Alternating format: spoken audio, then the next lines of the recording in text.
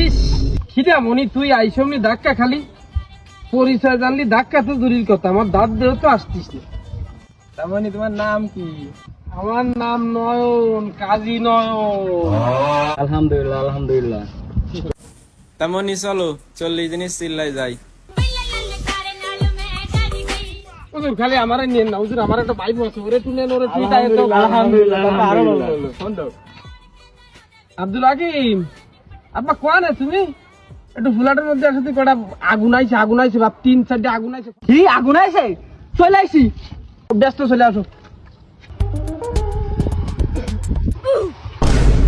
হুজুর, এই যে আমার বাইফো, চলেন ওরে একটু নিয়ে চলেন। কোনে যাবো?